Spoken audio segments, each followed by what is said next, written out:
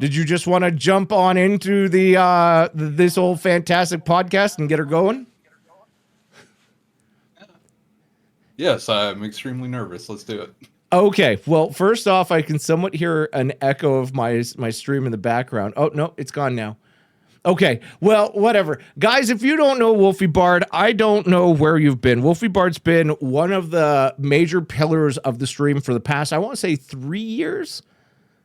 I don't know when you came across the stream. In fact, I don't know how you came into the stream. Anyways, Wulfiebard's a great person. He was a mod for a stint, and then we obviously had a little bit of weirdness with being mod. We'll talk about that, I'm sure. And now he's a chatter, and he's here to talk about all sorts of things. I've got a bunch of topics, and you said you were nervous. So my first question is, why are you nervous? Have you not watched these podcasts before to see how they go down? I have. Peopling is difficult. So coming up with topics on the fly, I'm better at responding than entertaining this. Well, I've got all sorts of topics. I have at least 4 that I wrote down, literally just 4. But I've got plenty. I've done this now for 21 episodes, so I feel like I can keep us yapping for a while. Does that mean you have a little bit of the autism? Because I know Gorlath was here, and he was talking about how extremely autistic he is, and he was also concerned about peopling. Touchatism. Mine is more texture based. Texture base. So like eating, touching, hearing, all of it? Like sand, worst enemy. Can't stand it. Why is that?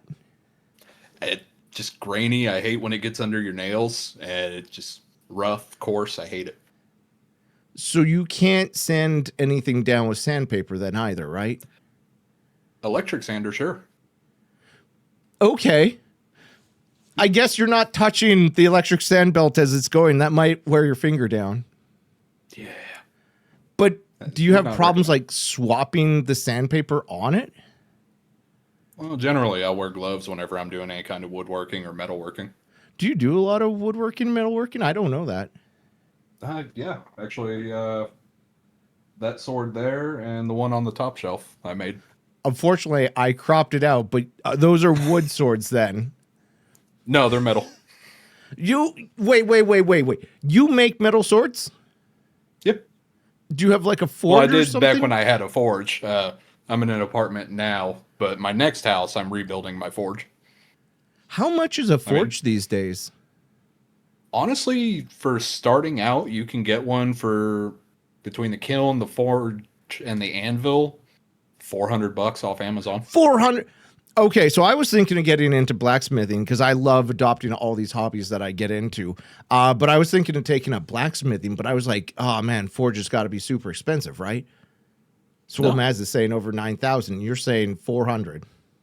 Yep. And then if you go to like scrap yards, I don't know how well the Canadian scrapyard industry is, but you go up there and they'll sell you steel plate, scrap metal for nickels on the dollar. Okay. So you And just melt it smelt down, that reforge down. it. Okay. Huh. That's really interesting because I thought it was going to be like the 9,000 that Swole Maz was saying. And do they just fit in a garage? Like how big are they? It's something comparable. The kiln itself, if you're making blades or just heating up to 2 feet of metal, they have one forge that's open-ended on both sides, and you put your metal in the center, the jets blow down on it, you shift it as you need the heat. And that thing's maybe 2 feet long and 8 to 10 inches high. Okay. So how did you get into smelting and forging? Also, Senior Rose, thank you for the sub. Well, little known tidbit, when I was younger, I had some anger issues. And where I grew up at, we did a lot of metalworking. And I found out beating things with a hammer is great for your rage. Okay. I'm going to assume that's south side of America then? California. California has that big of a smelting forging community? It was mostly the job we did. So I grew up on a carnival. Okay. And we repaired all our own stuff. So a lot of it was fix it as you can with what you have. So do you know how to weld as well then? I do. I actually Interesting. went to college for welding and manufacturing And when I you're in was IT now. very young. No. I think somebody just played the lizard in the background and I totally didn't hear it. No, that was you. Okay. That was my phone. Okay, I thought somebody had found the 10G and I was going to have to pause it again. Interesting. So you're a very handy guy, it sounds like. Would that be fair to say? Okay. Oh, absolutely. Most of the things on my shelves I've made. I also got a 3D printer to make more little knickknackies and tidbits and Yeah. trebuchets and Trebuchets out of 3D printers? I feel And like then- you have it handy. little Oh, a ducks. duck. I thought you were grabbing a trebuchet to show it. I'm assuming it's like a I marble can't, trebuchet. actually. It's over there. What? Okay, grab it. I need to know what this trebuchet does, what it looks like. I imagine it's fully functional. I'm also glad you can hear me as you walk away.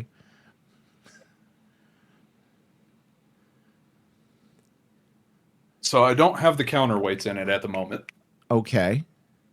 but I do have the ammo itself, Yeah. little tiny ball. Counterweights go in the bucket. Yeah. It is secured by a latch system, Yeah.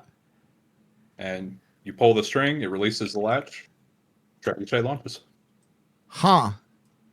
And you 3D printed that. Did it come from like a pattern or did you make it yourself in AutoCAD or? So the original pattern for it, some of the measurements for the gear were too flimsy, so I edited some of it, but most of it's through a STL file. Okay. I really am curious about how you start all these different hobbies. You might actually have more hobbies than last week's guest, Will Maz, who had a ton. Because I know you work out as well, right? Yeah. Not as Are much you- as I want to, but yeah. Are you a competitive workout kind of guy? Because Swole Maz was. Oh, no. No. I would if I had anyone to compete against, but most of the people I work with are in the IT industry as well, and IT guys don't work out. Do you not? You said not as often as you would like, but I can usually get in once or twice a week. is it because of time or? Mostly time. Okay. Just all that in winter. It's not as fun to go. Yeah, it's true, but I have a home gym, so I don't have that problem. I can do it all the time at home, but I don't think you can because you're in an apartment. Apparently, in apartments, you We can't have do it. You make too much two noise. gyms in the apartment.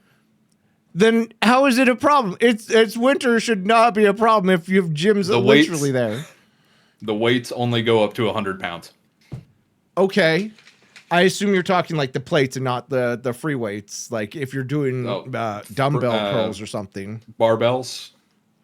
Okay. The barbell only goes up to 100 pounds, and that's one arm. Okay. So you're a strong man as well. I think Sushi can attest to that.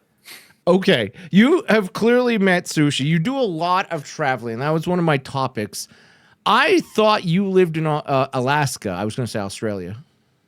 I did so I was out there for a contract for a job with the police department. They had a bad, they needed to up their numbers, and I went over, covered one of their positions until they had more people through the academy and hired more staff. Okay, when you said up their numbers, I thought you were going up there to do fake crimes to get their crime catches up or something. Not manpower. No, that's no, not up there. You live on an island. Everyone knows you.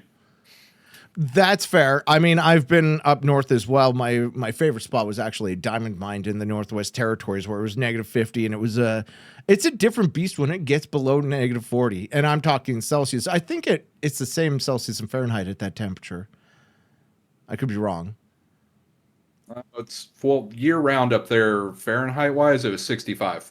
Yeah, perfect 65 year round. Barely any sun. Always raining. I don't speak freedom units, but I know that's close enough to room temperature. But how is it room temperature up in Alaska? That is it not cold? 65. So further north Alaska, absolutely bitter cold.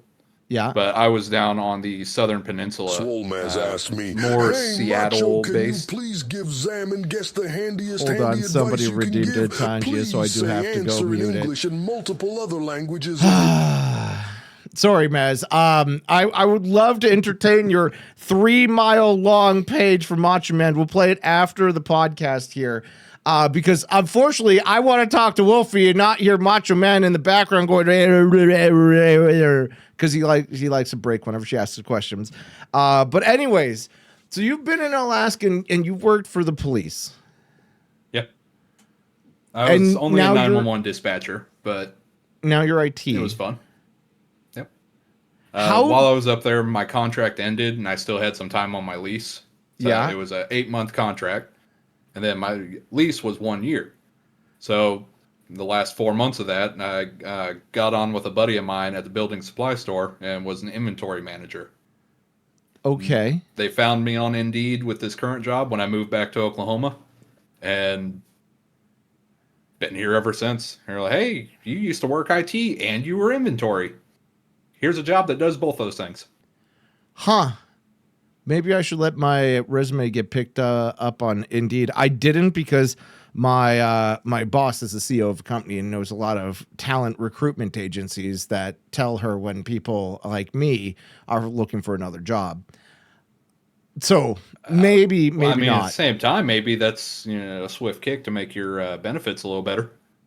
I don't believe it. I feel like I'm fighting a losing war on that side. That's why I'm looking for a new job. As you've no doubt heard, as I've been trying to find a new job since September, but I'm doing it while getting paid. And I'm being a little bit picky because I want to get paid similar. Like if I want to get paid less, I could probably find a job very easily. But that's not what I want. I don't want to get paid less. I don't know anybody that wants to get paid less. You know what I mean? Yeah. Especially now, everything's too expensive to live. So how did you get into law enforcement when you came up from the carnivals? I assume you went to some sort of schooling. So I left the I did the carnival for 11 years. Okay. From literally 10 to 21. When I left the carnival, I decided to join the Army. Then did that and also worked security on the side. Well, with your security license, you need to actually go through it's called CLEAT, and it's a Council of Law Enforcement Education and Training. Okay. And they certify you on the first 2 levels that you would go through in the police academy for a full 4-level police work. Okay. So with that license, you're in the database. I had enough qualifications through that license and experience with the Army that they You just were in offered the it to me. Army as well? Yeah, 8 years. 8 years. What did you do? Were you engineer? I was a medic and a truck driver. Medic's a unique kind of person to take that role on, primarily because it can be a very dirty, nasty job. But did you get a cool hat? Oh, yeah. Did you get a cool badge or something that says "Don't shoot me"? So you do have your patch, but that's about it. The coolest souvenir I got is I was an idiot and got the 9-line medevac tattooed on my arm. What is a Ended up on a 9-line bunch of meme medevac? pages. So it is the 9 steps that you have to call over the radio to get a helicopter out to come extract wounded. And it's location of pickup site, radio frequency, call sign. Is it in like a life-threatening situation or is it routine? And you got this tattooed on you? I did it for the meme. What is the meme? What is the meme? Because it's a basic 9-step list that everyone should know. You get a little laminated card, you keep in your shirt pocket, you keep in your hat. It's the simplest thing in the world. Yeah. I was like, well, I don't want to carry that around. I'll just get it tattooed on me. And that was my dumb Army tattoo. Oh, okay. Do you have any other tattoos, or is it just the 9-step how to get a helicopter evac? I have many tattoos. Dumb ones, not so much. So my entire chest, or right chest to my wrist on my right arm, is all Greek mythology. What kind? then- You can't just say Greek myth. That's such a wide area. You can't just be like, is it gods? Is it that kind of So- looks like a dog with the lighting? I can't tell. Oh, yeah. Yeah, my lights are bright. So I've got Medusa's severed head. Okay. Then I've got the statue of Perseus holding her head. Okay. The three fates, Okay. symbol for Ares. And then a bracer for Poseidon. Huh. What about Zeus? Or No. Archimedes? Or Apollo? No. Or Ares? Wow, you really picked apart your Greek mythology, and I feel like you were very. I assume there's reasons for those specific Greek mythology, whatever you want to call them, gods. Like the fates aren't gods, right? No, but they're said to be stronger than the gods. Oh yeah, I mean they do control gods, which is real. The whole Greek mythology is weird. The most I've ever learned from it is from Hades and Hades 2. Have you played those? I've played a little bit of Hades 1, and then I just fell off it and never picked it back up. Huh. I enjoyed it. I just never got too far into it. That's fair. Anyways, you were talking about other tattoos. Is that it? You just have a bunch of Greek all over you? No. So this arm, that's my very bright light. That's terrible. Yeah. I can move over. So I've got a rose from Vampire Knight, an anime I liked when I was younger. It was my very first tattoo. What is Vampire Knight about? I'd never heard of that anime.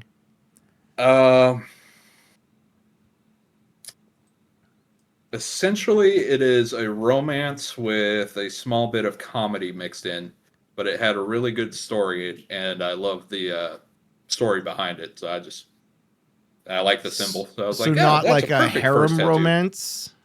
No, not at all. Okay. That's There's fair.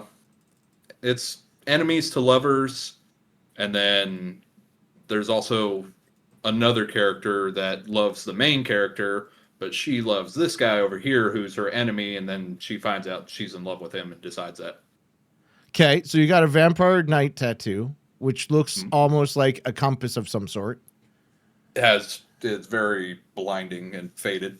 Then I've got a Norse mythology tattoo. Oh, It's the called Norse Vegvisir. mythology is the compass. Okay. Yes. So it actually is a compass. It's for personal guidance.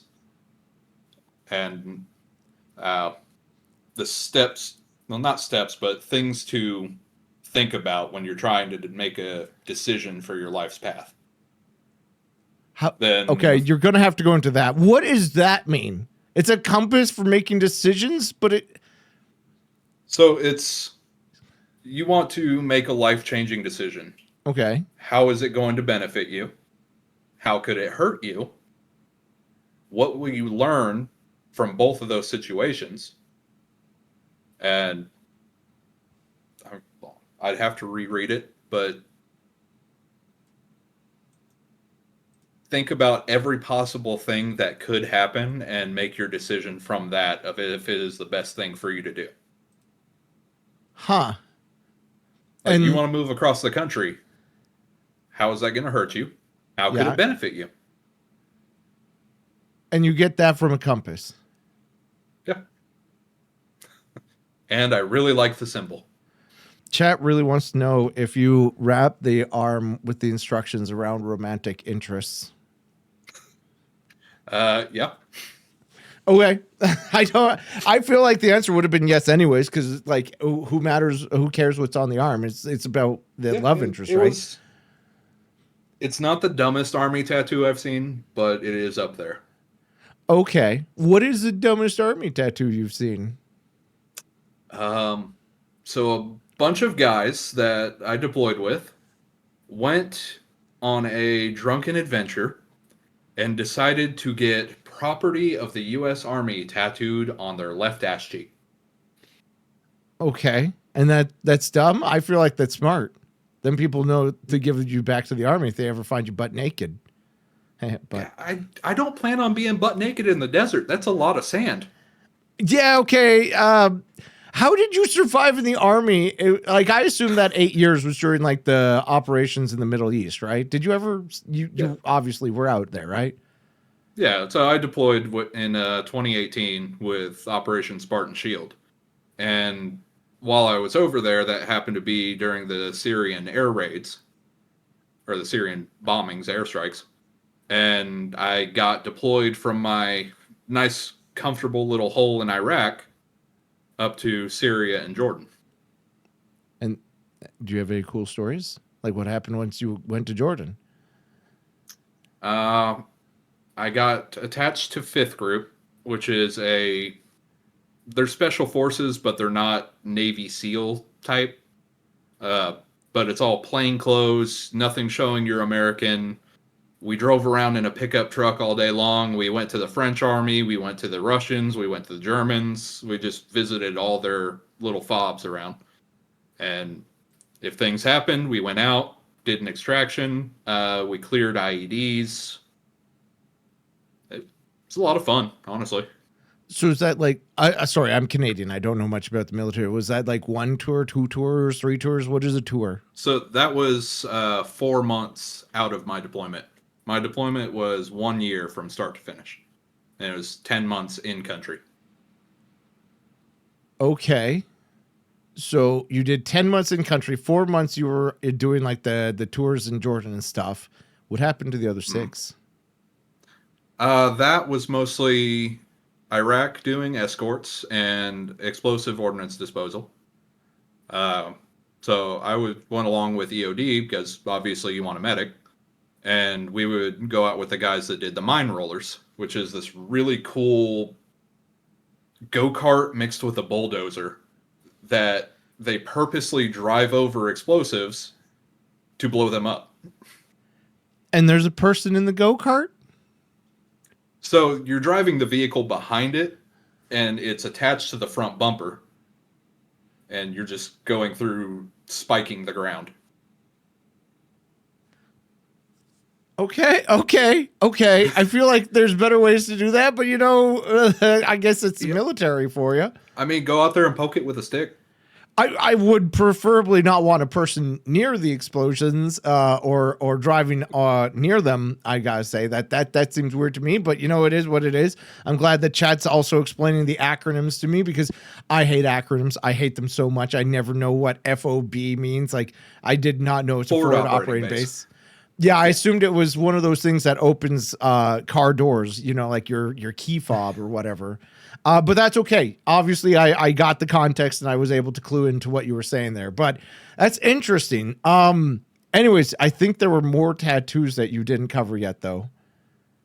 Yeah. So there's actually one of Chimera's drawings she did for Sushi and I. Yeah. So I've got Sushi sitting on top of my head. And another one of those why not tattoos. It was $100 and a bad decision. And I was like, yeah, I'll get it tattooed. Why not?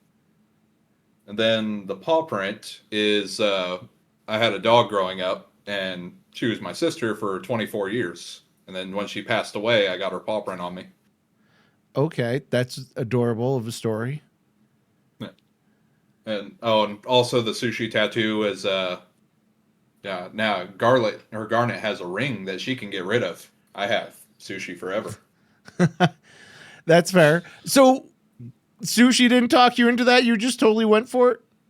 Yep, just went for it, and then I sent him a picture afterward. I really have to interview Sushi at some point and be like, how do you feel about Wulfiebard getting that tattoo? Obviously, you've showed it to him. And you've met up with him several times, question mark? 2 or 3 times now. Is it because you go traveling to New York a lot, or like, how does that happen? So my woman lives in New York, and we also like the go to Ren fairs.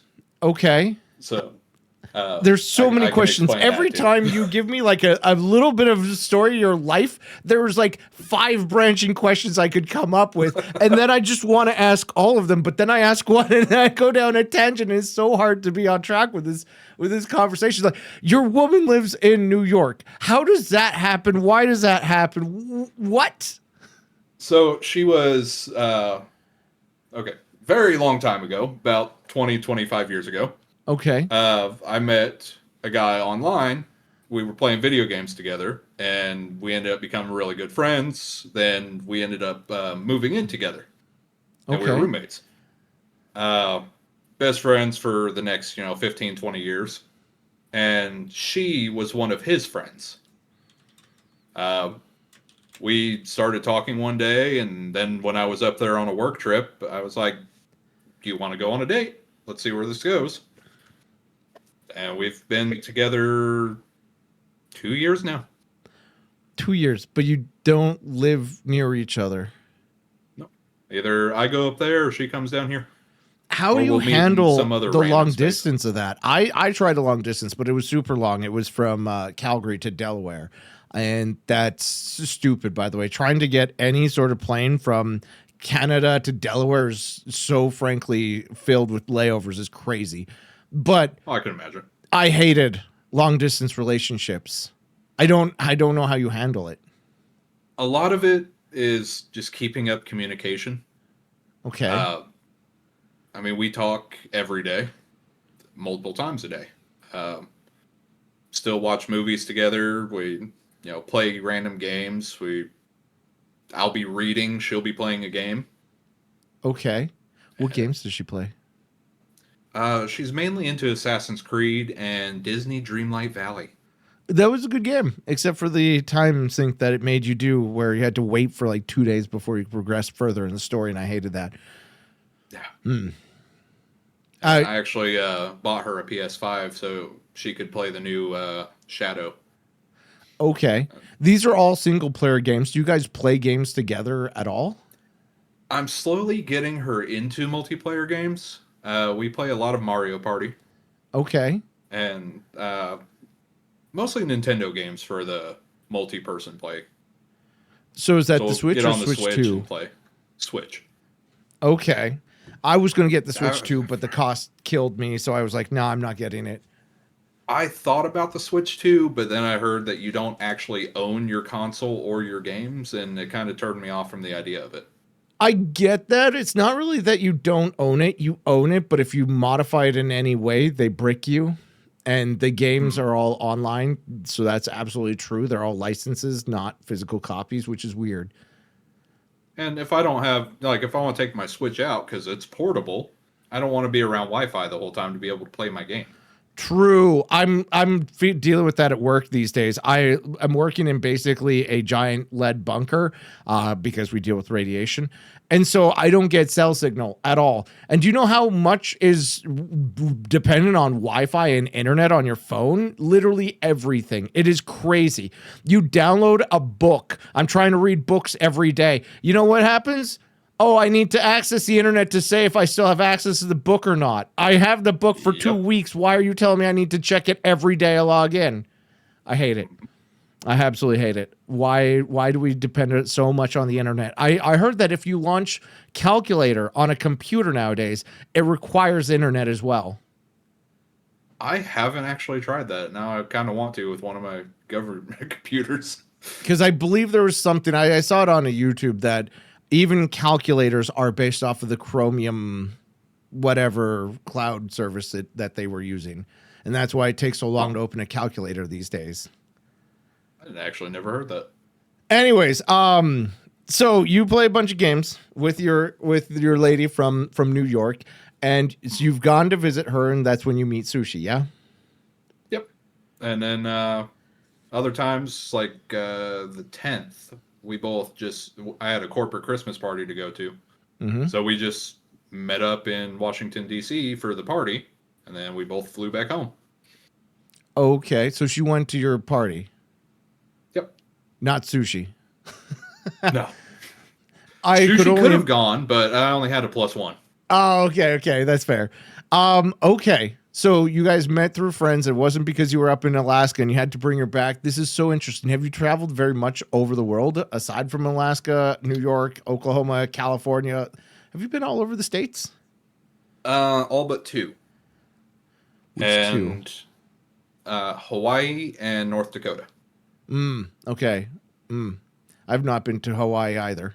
But most of the ones I haven't been to are in the northeast corner, like Rhode Island or Maine or all those ones.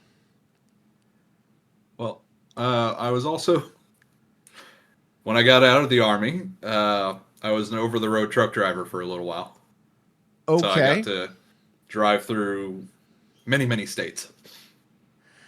So at this point, I feel like you do all the hobbies, all the jobs, all the traveling. You've done a whole lot in your life. When you retire, you're going to have so many stories to tell. And what's worse is this means that I'm going to have you on the podcast again because I don't think I'm ever going to get all the stories out of you.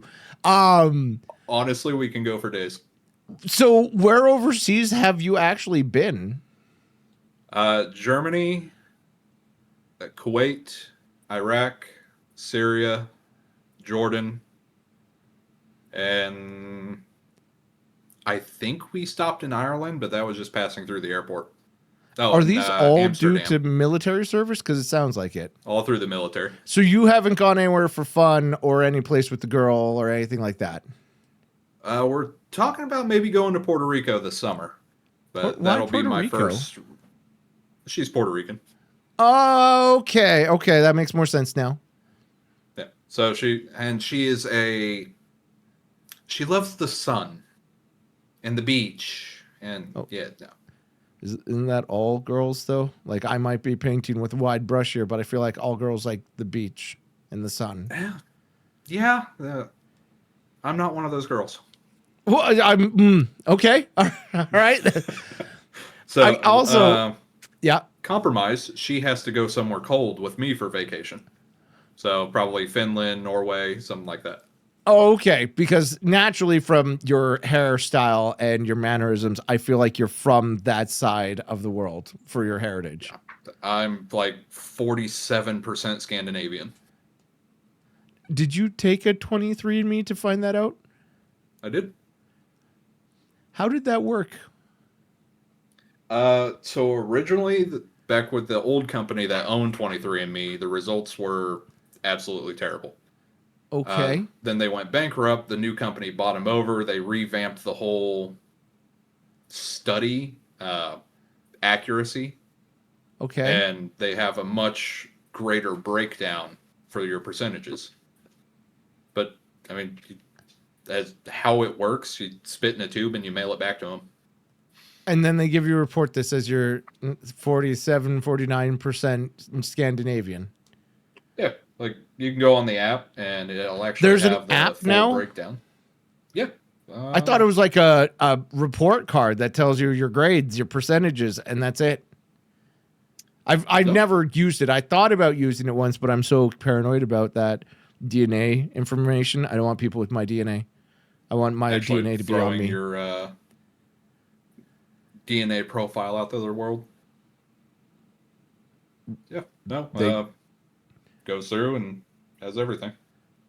Okay. Has all the breakdowns of like Italian, French, German, Irish. If that's less than half, what is your other half? Like just the major chunks, or are they just like a European mutt? European mutt. All the pillaging. Okay, fair. But none of it's Canadian? You're not like 5% Canadian? I've got some French, but all of it is Northern European. Okay. And all right. I think like 1% Italian. So somehow. Where would you take her and what would you do? I want to go to Finland during the winter and get a snow cabin. What's a snow cabin? So they're kind of like an igloo, but man-made, modern materials. But it's got a glass top ceiling, so you can see the sky, the northern lights, the snow, and it's by itself, so you don't have to worry about other people around. And you're just up in the mountains, just looking up at the sky. So you want to take her to another country that's really cold, to stay in a place that's very remote, and do nothing but look at the sky? I mean, there's other things to do, but it's okay. What other things are there to do? Snowboard, ski, hiking. Okay.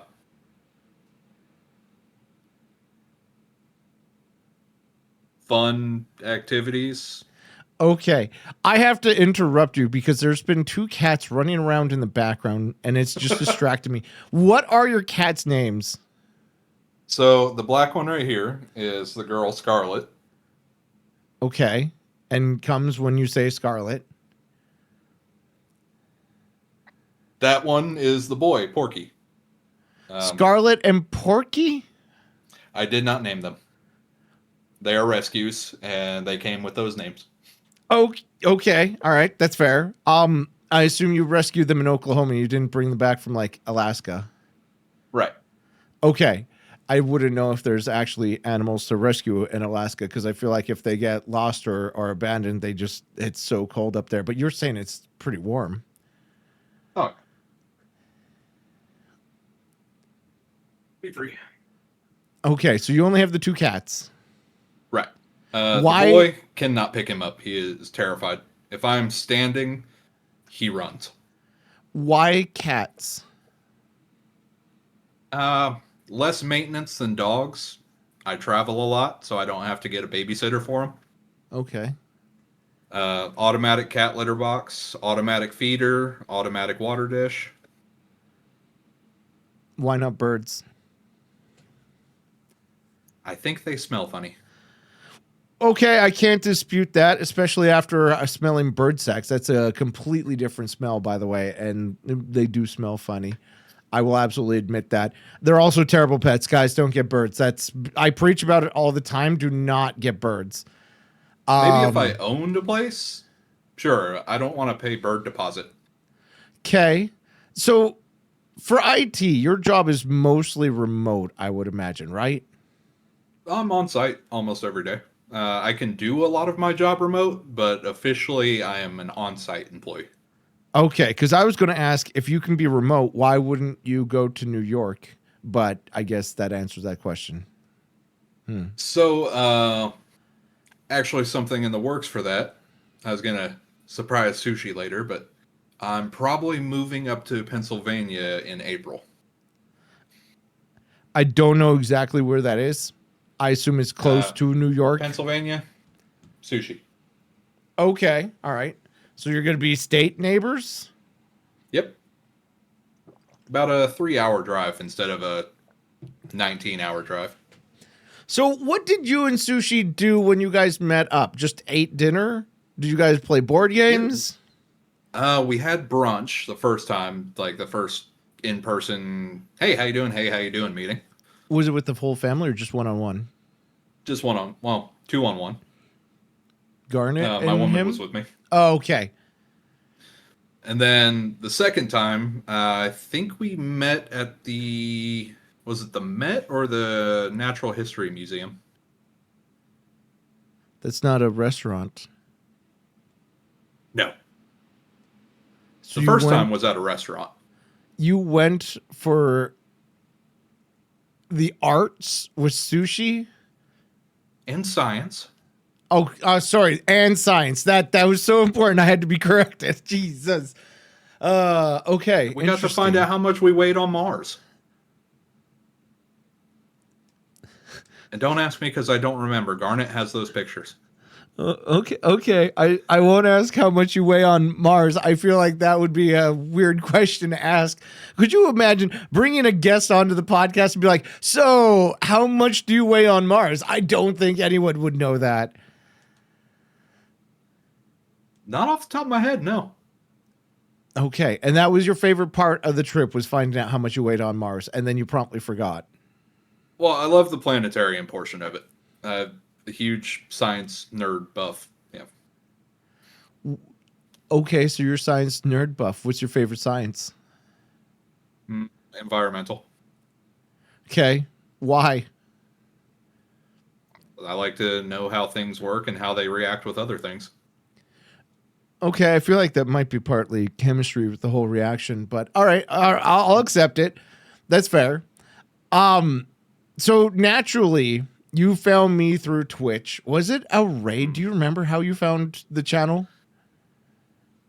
Honestly, I think it was 2021, maybe a little earlier. Okay, during COVID. Uh, I could tell you exactly when if I had my old Discord, but it was. I could pull up your profile on Twitch and see what your first message was, I think, but I don't think it's that easy to find first messages. I'd have to scroll because I guarantee you sent over 1,000 messages, probably over 10,000 in your time. Oh yeah. But I mean, for December, I only did 43. that's fair, but that's December. To be fair, it's a holiday month, right? Everybody's busy. I also didn't stream one day of that month. Technically 2 if you count New Year's, but yeah, I missed a couple myself. So interesting. But you don't remember how you found the channel either. I think you were probably doing giveaways back then because I actually have an alternate Twitch account that's Worm in Chat. Because whenever you put worm in chat, because of I used to do the giveaways for the stream raiders through the Lock Tools. I still do that, but Lock Tools needs an actual huge update, which it won't because it's been abandoned. But I still use it. You can't really get it anywhere else either, actually, which is interesting.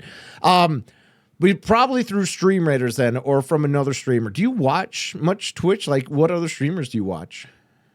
I've got a handful of them, mostly from you. I've also watched Chimera and Lambo now because that's through you. Yeah. Nine, also through you. Yeah. Firestorm, occasionally I'll lurk in there. That's fair. He has such a weird schedule, and he streams during the day sometimes during the night, so it's kind of hard to catch him. And it's also that way with Nine because I'll see her streaming at random hours and just, what are you doing awake? Well, she owns a business, so she can stream during the day somewhat, and she also has kids, so she can do the 9 after dark. It makes sense, yeah. But honestly, it's about it now. I used to watch a lot of like woodworkers, and there's this one blacksmith guy. He's New Zealand, I want to say. Okay. And I used to watch him a lot, and mostly I just haven't had time. It's either here or nothing. Okay, so that sounds like you don't watch much Twitch. Do you watch like different YouTubes or stuff, or what do you do for watching content? Honestly, not much anymore. I've been full-time school and full-time work, so the only free moments I really get, I pop in here. So I'm going for logistics and supply chain management. That's a course? Yeah, that's a whole degree. What? A whole degree? A whole aspect? Oh my God. No shot. No. Yeah. Why is that a bachelor? What are you learning? A lot of the management side they've been focused on, but also how suppliers work, how transportation works, what kind of inventory processes would work better for a small business versus a larger business, what kind of warehouse inventory system. What do you mean how suppliers and transport works? Like the TDG? So it goes through and explains like cost effectiveness, time effectiveness between boat, plane, train, carrier, or courier. And so like with boat, it's not time effective, but it's very cost effective. Plane, time effective, not cost effective. And you needed a course to teach you this? Yeah. Yeah. So people will give you, access to millions of dollars to spend their money, and they believe that you know what you're doing with it. How much is this course? Like, is it still like a $30,000 diploma, like not diploma degree, like the rest of them? I have no idea. It's free. From your employer? Military. I was figuring it was military because like employers don't like to pay a lot of bunches of money. But my employer does $5,000 a year toward any certificates, licenses, education. You can literally get a whole ass certificate for easily under $5,000 in 2 years. That's a lot of money spent towards schooling. But I understand going through the military. Like, I'm not going to lie. I literally recently looked at joining the military to move to America because I thought the job perspectives might be better down there. And then I found a lady up here. So I don't want to move down to America now. And nor do I feel like I want to serve 8 years in the military. I don't even know what military branch I would join. Well, you can do 3 and get out. There's so many numbers that I was given when I was talking about this, where some people are saying 2, some people are saying 4. I hear the 8 numbers because they can pull you back in for 4 years after or something. So with mine, it was 6 years active because I re-upped after my first contract. Why? And then 2 years of IRR, which is inactive ready reserve. Why did you sign up for more years? I was young and dumb and thought I loved what I did. I was going for retirement. You were going... I have so many stories of my time in the military. And you were going for retirement and then decided... What made you not go through that? Story time. I went in as an E1. Yeah. I worked my way up over the years to an E5, which is a sergeant. Okay. Non-commissioned officer, a leader of men. Some things happened that I didn't agree with, and myself and some other NCOs dealt with the issue. Okay. Because the issue was getting swept under the rug by higher leadership. And I went from E5 down to E1, which is 4 demotions. Okay. Because the event that happened went E5 to E4. I made T-shirts about it, E4 to E3. I sold said T-shirts and made more T-shirts, E3 to E2. And then after that, it was just a free E2 to E1. Because I think I was doing laundry by myself after 7 p.m. Obviously, that wasn't all at once. No, that was over a good year. In 1 year, I received 274 negative counselings. What is a negative counseling? In corporate world, it'd be a PIP. A performance improvement plan. Yeah. And how did they want you to improve your performance? By not selling shirts? By selling less shirts? Lots of push-ups and think about what you did. And also, you're demoted, here's less money. That's not really a performance improvement. That's just physical labor. Yeah, but that's improvement in the eyes of the military. Okay. All right. Fair enough. I guess physical fitness is an aspect of the military. I'll accept that. Fair enough. And so because you got demoted, you decided to leave the military. I mainly got demoted because I was in my last 2 years of my contract and under the leadership. So your leadership will make and break your entire career. If you have poor leadership, you hate your life, everything's terrible, you're not going to want to sign up for the next round. If you have great leadership, you'll do a full 20 years under that leadership, or until they retire, move on, you get transferred.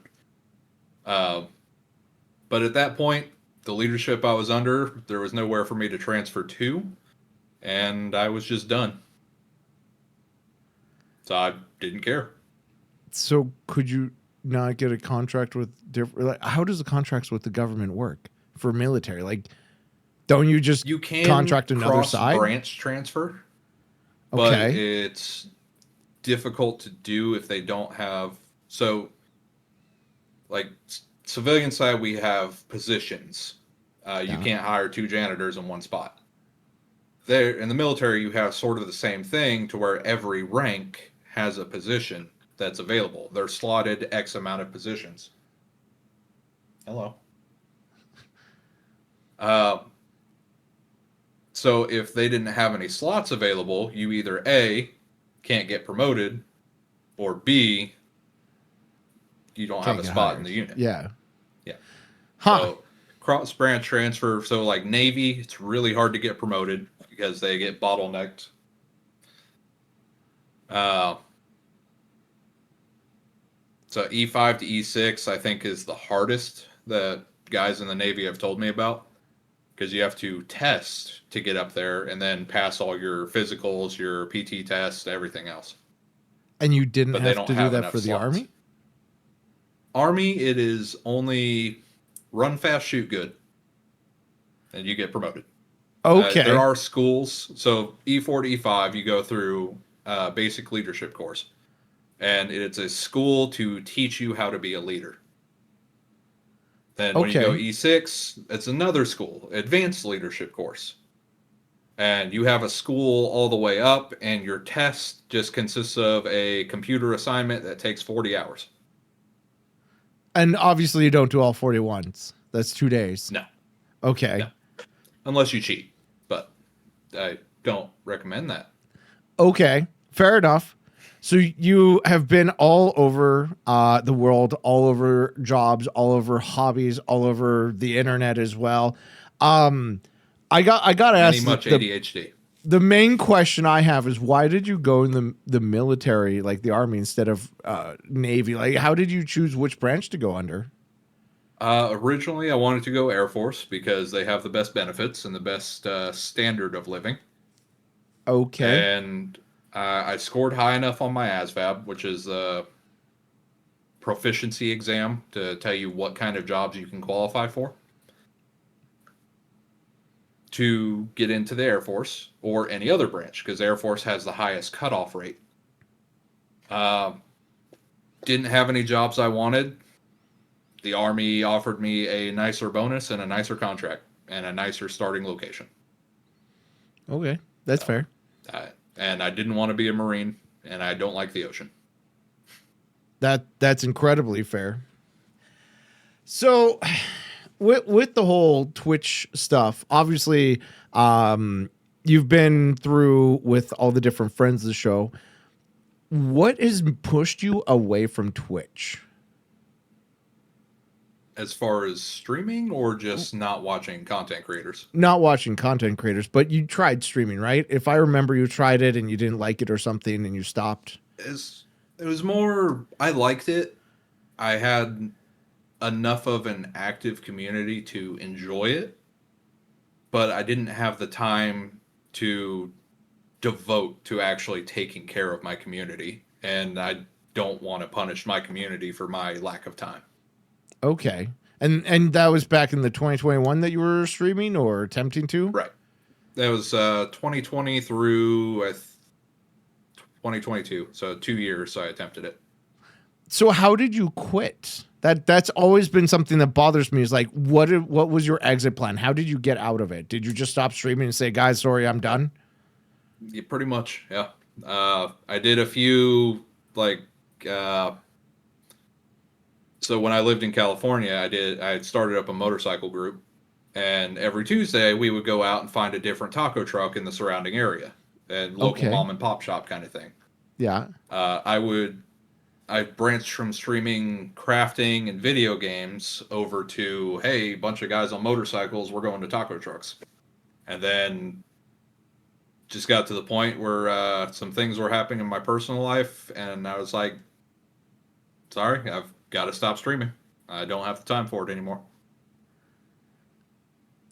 And yet you bring out another hobby of motorcycling and forming clubs, and like every single question I've asked you has opened up another avenue of hobbies and interests. What aren't you interested in aside from beaches and sand? Honestly, that's about it. I've tried almost every kind of crafting. Just I recently got into leatherworking, or attempting it. It's not pretty, but it's fun. Okay. That's another hobby. Okay.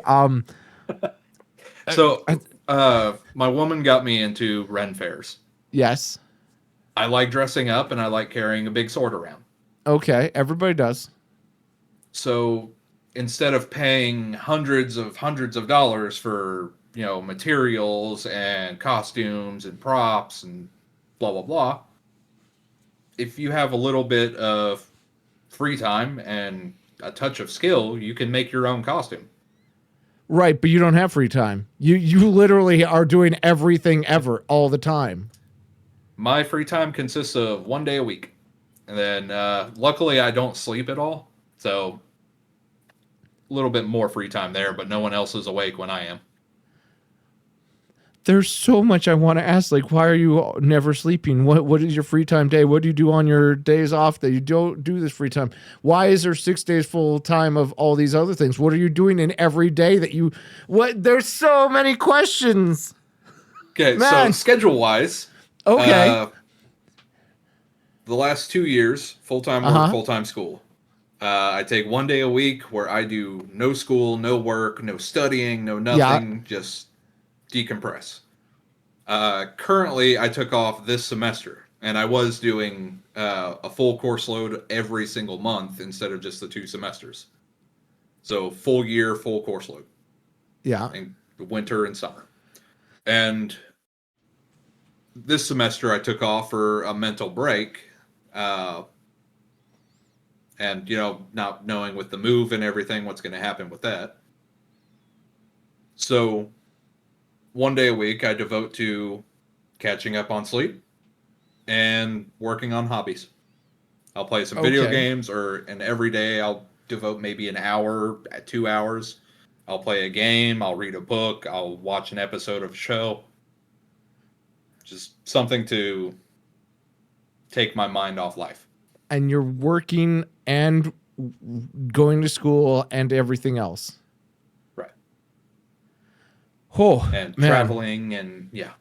I used to live that life. I now just do content creation, and I've shut down almost every other hobby and rolled it into content creation because, man, I used to do that as well. I would go to school, work, and stream all at the same time while trying to date, and it's not a fun life, I tell you. I used to take like 2 years of school in 9 months to try and just cram it out, but I was crazy, and I stopped doing that. Your hobby should never become your job. I don't think any of my hobbies has ever really been a job. I've rolled it into the content creation because that way I can show what my hobbies are, but my job is health and safety. That doesn't involve a lot of arts and crafts, unfortunately. I mean, you get to play with fire every once in a while when someone messes up. I wouldn't say gets to play with fire. I get to put it out. But no, Metaphorically. well, there's been fires I put out personally.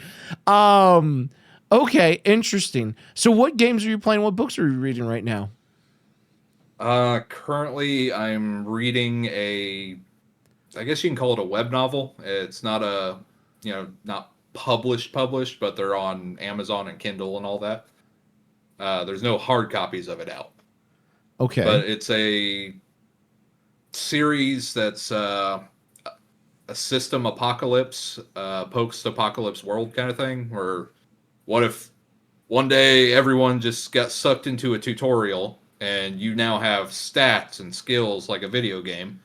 Okay, and, so like an isekai. Yeah. But instead of getting transported to another world, it's all coming to your world. So what if we woke up tomorrow and you see a goblin out on the street? Hell and yeah. Now you can suddenly launch fireballs. Hell yeah, brother. I'm shooting those fireballs at that goblin. I might even actually accidentally fire them at people, but you know what I'm saying? As soon as I how big the room is, I said cast fireball. Exactly. Oh my goodness. I would definitely take some of those goblins down. That would be awesome. That is the storyline of solo leveling, I thought, though, where everybody gets different levels and stuff.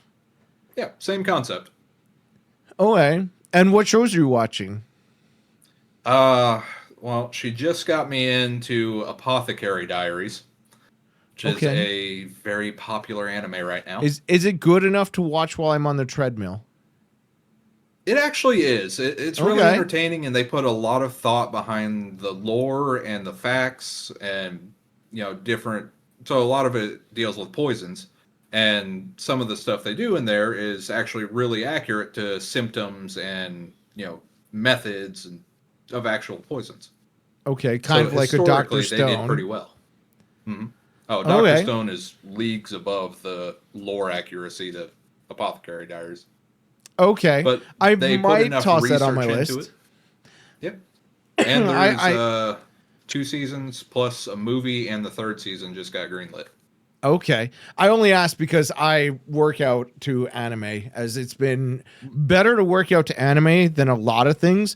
Like music is a good solid number 2. If you got some good music to go run to or lift weights to, it's really good. But anime has so many action scenes, so many cool things going on that usually it's not boring filler. But if it is boring filler, I can focus on working out at that time. So anime's been fantastic. And I don't have to give it 100% thought because I don't do subtitled. I do dubbed, so I can actually hear it while I'm working out. I can't read anime worth a damn. I'm sure you're on team sub. No, I'm dubbed all the way. Really? No shot. Very rarely will I watch a sub. Why? I just don't like it. I like to fully immerse myself into the world building, the characters, the storyline. I just don't want to read it is all. I love subtitles, don't get me wrong. The show to read it. I guess I could see that. My thing with reading anime is that like I'm trying to do something at the same time. I can't just focus on a show, the show's background noise usually. And that's kind of what I use streams for. And my problem with reading is I'll picture what I'm reading. So I think in words and in images. So if I'm reading it on the screen, I'm picturing what's going on, even though I can see what's going on. So that just clashes to me. So you think in pictures? Yeah. You don't think in words? I do both. But more so, I imagine it. This occurs to me that I don't think. I don't when I think of things, it's not me putting pictures in my heads or words in my heads. Usually I say the thing out loud and think through it logically out loud because I don't think. So I mean, is that kind of filterless? I don't know. And now it's concerning me because whenever I'm reading anime, I'm not thinking about what I'm reading and putting like mental pictures together. I'm just reading it, processing it, and moving on. So think of a Canadian goose.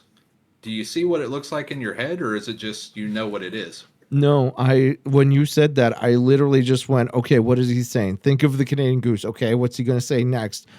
Do you see something in your head? No, I'm trying to see what you're going to say. I'm not picturing a goose. I'm trying to predict what you're doing. But if I were to think of a Canadian goose, like my brain is blank right now. But I know what a goose looks like. And I can pull up what a goose looks like. But when I think of a Canadian goose, I just see black. Because I'm trying to think, what is a goose doing? But I'm not like putting pictures of what the goose is doing. You know what I mean?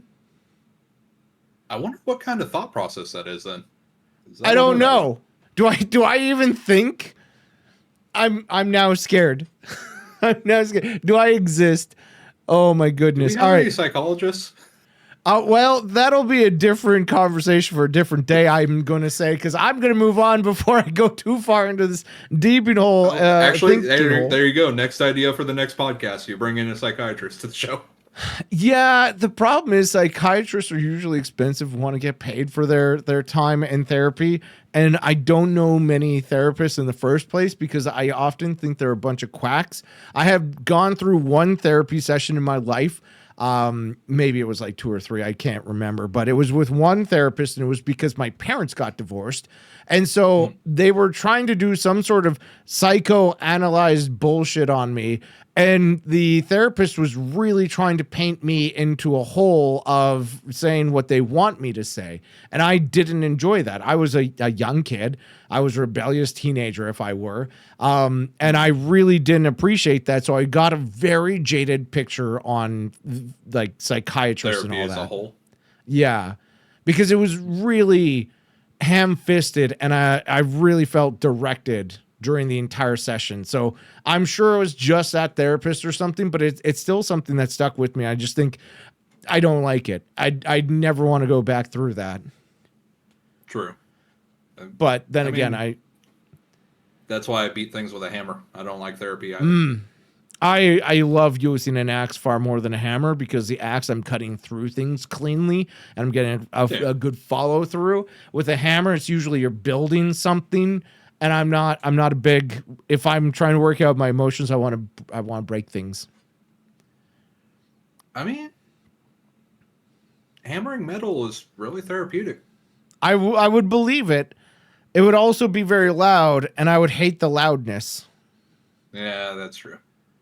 I would have to have hearing protection. I mean, you could make a wood cutting sword and then cut wood with a sword. Why would I need a wood cutting sword? I have saws. I have all of my grandfather's carpentry equipment. When he passed away, I inherited all of his tools.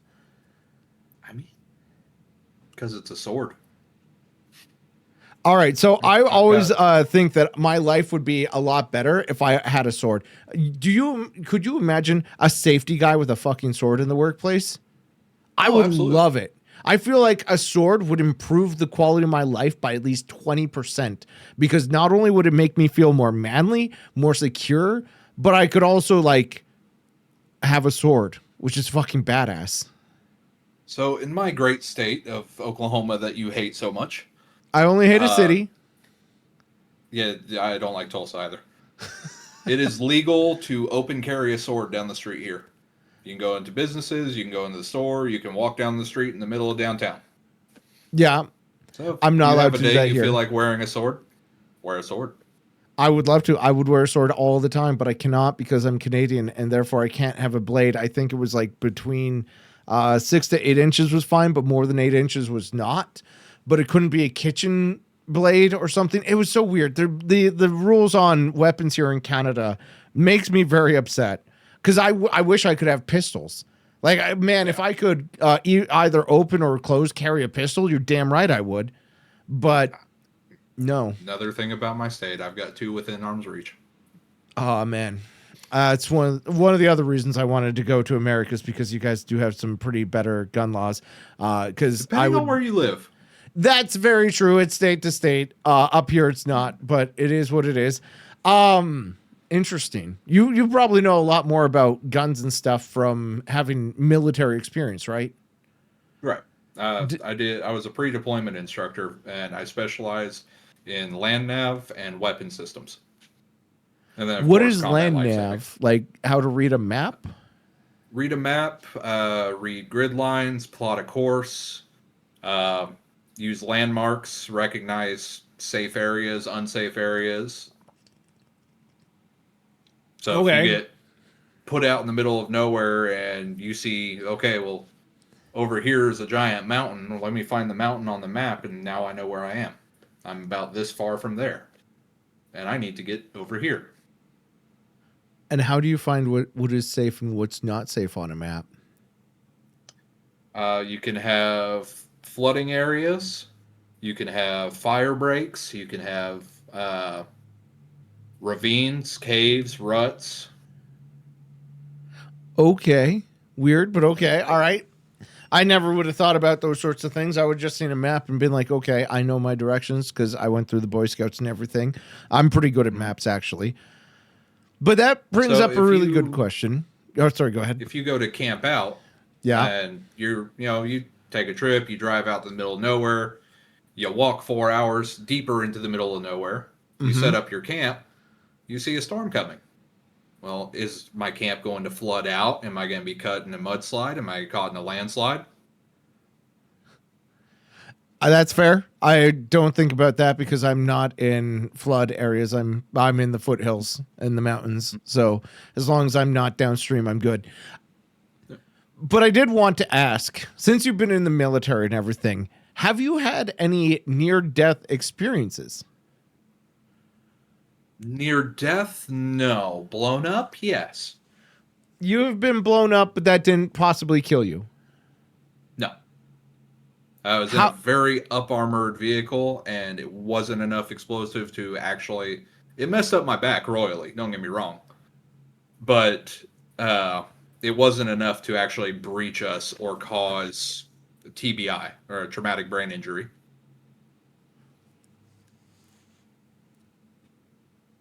And that's not a near-death experience to you? No, I've had worse. What was worse than being possibly blowed up but not blowed up? I grew up in California.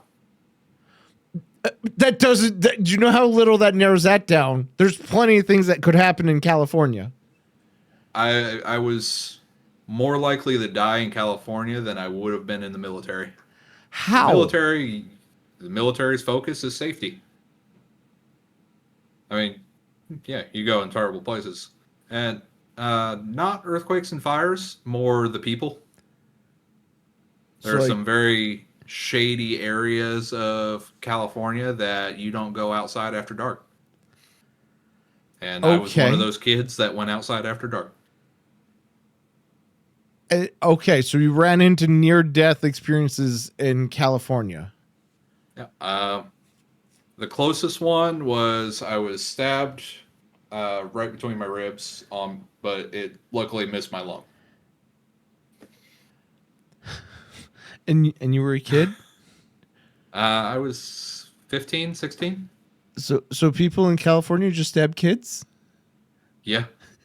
Are you okay? Keep in mind, I was over 6 foot since I was like 11 or 12. I don't think I had a beard for most of that. That gives people permission to stab you or a reason to be stabbed.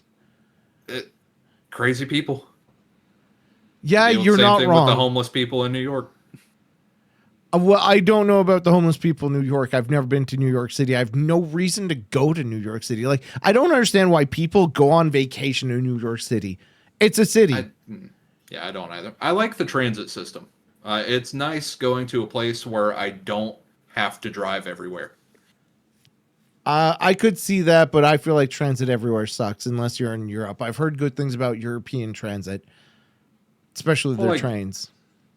So out here, we have a handful of trains, but there's one dedicated line that goes from Oklahoma City to Dallas twice a day.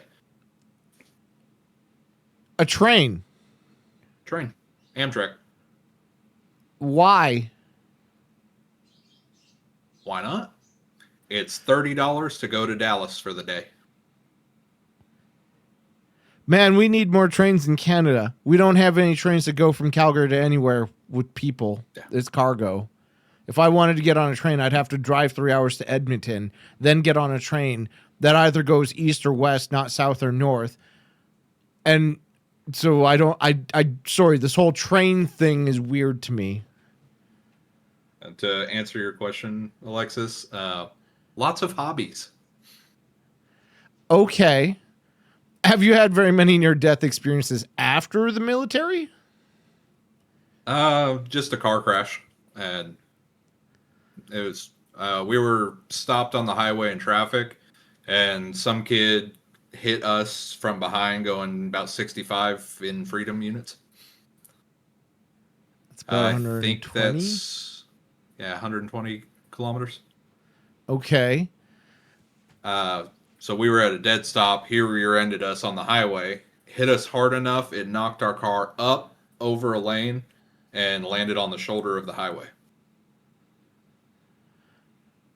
Obviously, that was not your fault. No. That's the closest since I got out of the military. And that wasn't recent? That was years ago, I assume. That was 3 years ago now. Okay. So in the past 3 years, I assume you just have been living your hobbies and work and everything and not really getting into trouble, not going out after dark where you shouldn't be going out after dark. I am a total homebody. I get off work, I come home. Occasionally I'll go and do school in person. Otherwise I do it here. Beyond that, nope. Why are you a homebody? I don't like people, and I like my hobbies. That's really weird because you seem very extroverted because you're interested in every and anything. You talk to people all the time. You're quite a jovial person. Like I don't think you don't like people. I think you like them. Lots of practice and a very trained social battery. And certain people I don't mind interacting with more than other people. So like when I go out and we hang out with sushi doesn't drain my social battery. So I don't mind hanging out with them for hours on end. But if we were to go to the mall or somewhere populated, I would get tired very quickly and want to go home. But it's a mall. There's people. It's a So mall in New York. okay, a mall in New York probably would be completely different. I hate New York. I hate the concept of New York. I would hate going to a mall in New York. It would infuriate me. You also live in a place where you have space to walk around. New Yes, our York population people- density is incredibly low, which is why I love living up here. New York people have no concept of a personal bubble. And I am giant and scary, and they still get in my bubble. Huh. That's weird. I wouldn't get in your bubble. I'm sorry. Not that because you're a tall, scary dude, that's benefits. I wouldn't want to get in your bubble anyways because I don't like being touchy-feely with people. You know, I have problems with even hugging, let alone walking into people. And it I seems just barely weird hug to my me. own mother. And now I'm going to get raided by Chin. Hold on. Wait for it. Wait for it. I was lurking in a stream. Thank you for the raid, Chin. I don't know what your hobby horse ribbon dancing recital and fruit roll-ups are. Yo, Wolfie, what is your favorite snack? What context? Say for gaming. I've always questioned what is the best snack for gaming. Something non-dusty, non-oily. Okay, yeah, And I'm on board. Usually popcorn or... Well, popcorn, you just pour it in a bowl and you can just pick it up with your tongue. You don't have to worry about getting oil all over you. Or you just dump it in your mouth. No, man, popcorn's the weakest of treats. No, it's better than Oreos. You're not wrong. Oreos are terrible. Nobody should ever eat Oreos. They're not even actual food. I have so many expired Oreos on my bookshelf, and they taste have not just changed. like they're fresh. Yeah. They're not actually, food. for me, salted seaweed snacks are my favorite gaming snack. The fuck is salted seaweed? It's little sheets of seaweed. I've seen that That's in the grocery dried store, out. but people have told me that's gross. Oh no! Plus, you can get different flavors of it, like What do you mean different? teriyaki. It's seaweed. Yeah, but you can get teriyaki seasoning. You can get garlic. You can get lime chili. Chat is all in a tizzy. They like popcorn. And apparently wasabi seaweed. What is that? Is that a ship? Is that a popcorn? I don't understand why you lifted your cup up. I'm confused. Moth said something. Oh, the Echo Tower book series. I don't know what that is. I'm starting to read books. I'm sorry. I started with a book that's incredibly boring. I tried to get a bunch of books from chat, and I went to the library to go and get these books. I hate the library. I have come to determine that they're completely useless. I went to rent, I can't remember one of the books, but one of them, they had 4 copies of the book. All of them were out, and it had a wait list of 18 people. Yep. What? When am I ever going to read that book? Never?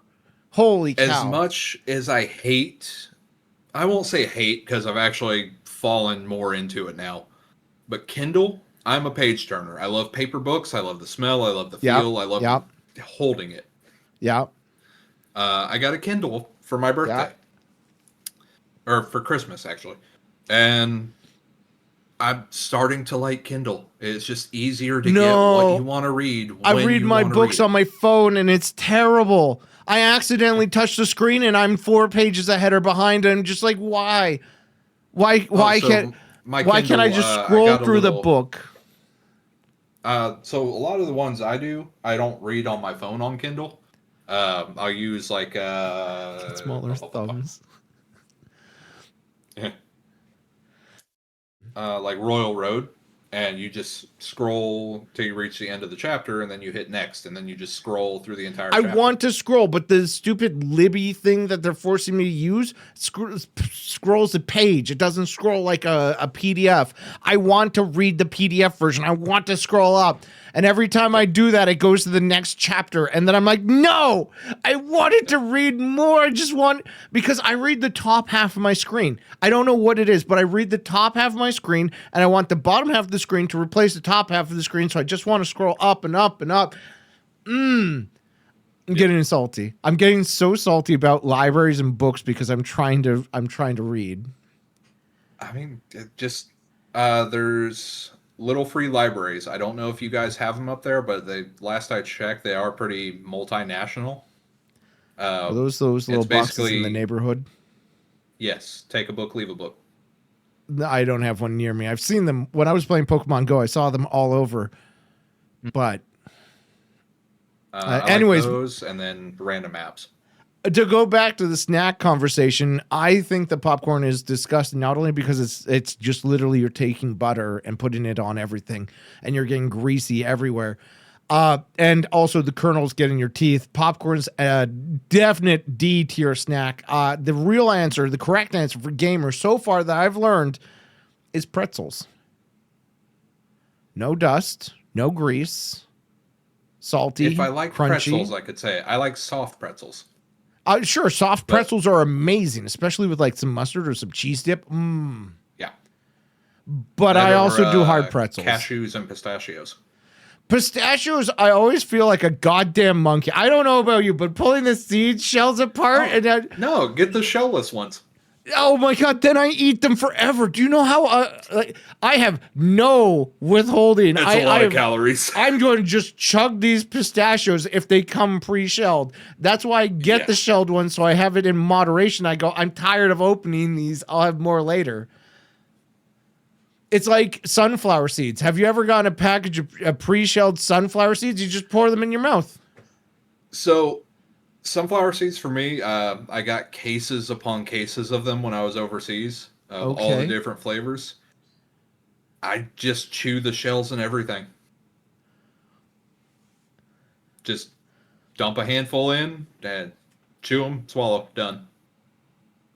It's easier than cracking them up. You're a goddamn monster. What the fuck, dude? You eat the whole shell. You put the whole fucking thing. Yeah, that's where all the flavor is. You don't get splinters in your gums? No. Just chew it up real good. Do you eat the eggshells off of eggs too, you monster? Jesus Christ. No. Not unless the person can't cook eggs. That's so disgusting to eat the whole shell because it tastes like wood to me. No, I don't. Like, I get the dill pickle sunflower seeds. Oh, yeah, those are delicious. They're the best, in my opinion. All the flavors on the shell. Yeah, but that's, you suck them. Yeah, I just chew them up. When you were a kid, did you eat popsicle sticks after eating the popsicle? Oh, yeah. Oh, the sticks? No. I had Otter Pops. Were those the Mr. Freezies? Yes. The long tube. Yeah. The plastic tube with salt, sugared water. That's about it. Oh, yeah. Let it melt a little bit, get all slushy, and then drink it. Yeah. But I was talking like the popsicles that come on sticks. Because as a kid, I used to chew on those sticks, but I didn't eat them. No, I was more of a... I mean, I would chew on the sticks, but no. I was more of a Nutty Buddy guy, or I can't remember what that's called now. It's the cone with the ice cream and the fudge in the center, and it's got covered on nuts on it. Dum Dums, maybe? No, shit. What are those? It's like Arrowhead or something, but it's not. Remember. Oh, I know what they are, but I don't. It's on the tip of my tongue. Drumsticks. Yes, nailed it. Okay, interesting. But you eat the seed entirely. When you eat peanuts, do you eat the shell on those too? Most of the time I get peanuts, they don't have shells, unless I'm doing boiled peanuts. Have you never been to a baseball game? Not recreationally. Do you watch sports? No. Yeah, you can eat peanut shells, Alexis. I don't recommend it. It's just like I don't recommend eating sunflower seed shells. I mean, there were some steakhouses I've been to that used to do peanuts when you're sitting there waiting for your table. Okay, and you peel the shells off, right? Yeah, crack it open, dump the peanut out. Why are you putting the peanut shell in your mouth? That's weird. You squeeze it and no, you squeeze it. They have that little nut end that has like the curve on it. You squeeze that nut end and it just splits in half. I just bite it and the whole shell splits in half. I have pointy teeth. I dislike your way of eating nuts and seeds. This is weird. I don't like this. How do I get out of this conversation without being rude and being like, you're the goddamn monster of my... I'm going to have nightmares. I'm going to hang up this conversation. I'm going to lay down and... Oh, my God. You have swords. Okay. Have you actually gone fencing and learned how to use your swords? When I was younger, yes. What do you mean when you were in the carnival, you played with swords too? Well, yeah. I mean, we were bored. So the carnival had swords and gave them to kids? I mean, yeah, you could buy swords at the carnival. What? Sometimes you make them out of a hobby. I've never gone to... Oh, I guess I'm Canadian. So carnivals mainly do like town fairs or street fairs or state fairs. Yeah. Usually at the bigger ones, like the state fair, you'll have vendors, local people or travelers that come in. Yep. They sell their wares. So you can buy swords there. I don't know if there actually are swords at the Calgary Stampede. Is the biggest state fair I can think of. Because they do have like a little farmer's market, but usually it's like knickknacks, art, that sort of stuff. I mean, making a sword can be art. Sure, but I feel like it's kind of an American thing to go to the fair and buy a sword. I don't feel like that's a Canadian thing. So in my kitchen, I have Master Sword from Zelda hanging from my ceiling. Do you use it to chop cucumbers? No, it's just hanging there. It's so it's not even good. All right, go on. I've got an Elden Ring sword that I actually got the first time I met Sushi. We were coming back from the New York State Ren Fair, and I bought that there. Why did you get an Elden Ring? Did you play Elden Ring? Did you like that sword? Oh, yeah. Okay. Yeah. Then I've got a Japanese dagger type. It's just a miniature katana. I've got 3 swords and an axe laying there. And then 3 swords higher up. Why do you have so many swords? I like shiny, pointy things. I feel like I would just want one sword. And I would take care of that sword as if it was my baby. You could, but these are all different types of swords. Yeah, but I would just want one. You have many types. But you just need one. Yeah, but I don't know what kind of sword I would want. Doesn't match the outfit you're going for. I feel like it's more a versatility thing than a cosmetic thing. But I'm not Nowadays, the cosplayer. You are. Okay. Fair enough. Because depending on where you go, you usually have to piece tie them. That's where you put the chain so you can't pull it all out or something. Yep. Okay, good. Got it. Interesting. So you said you learned how to use swords as a kid in the carnival. Just as a hobby, yeah. And it wasn't just like you were picking up sticks and hitting each other with it. You actually learned how to use a sword? We would make swords, yeah. You would make swords. Because you had the sword swallowers, you had fire breathers, you had fencers, you had knights. Knights? Yeah. So some of the shows we would go to, it would be they would put on like sort of Ren Fairy, but more like medieval times. Do you guys have that up there? We have a very similar, I can't remember the name of it, but I just call it Timu Medieval Times. Basically, that's what it is. They have people just ride around on horses and suits of armor, and sometimes they put up a little ring and they sword fight for donations. For donations. Yep. Man. Just, they're street performers. I feel like that would be a really good stream, though. I mean, yeah. Man, maybe that's something Have I you should ever do. watched Armored MMA? No. Giant, burly guys, about my size, full body armor, like Yeah. steel plate, Yeah. duking it out with fists. But won't you hurt your hands instead of the other person? No, you're in armor. Yeah. But your hands don't go through armor. Yeah, you have greaves and gauntlets on. Okay. So you don't hurt your hands, and you don't hurt them, and you just punch armor? Yeah, you're just wailing on each other until someone falls down, and then if you're in armor, you don't get back up very easily. So you're telling me it's medieval sumo wrestling. Basically, yeah. There's not a lot of grabbing, but there is a lot of, punching. There are some guys that actually go out there with like cast iron frying pans, and that's their weapon.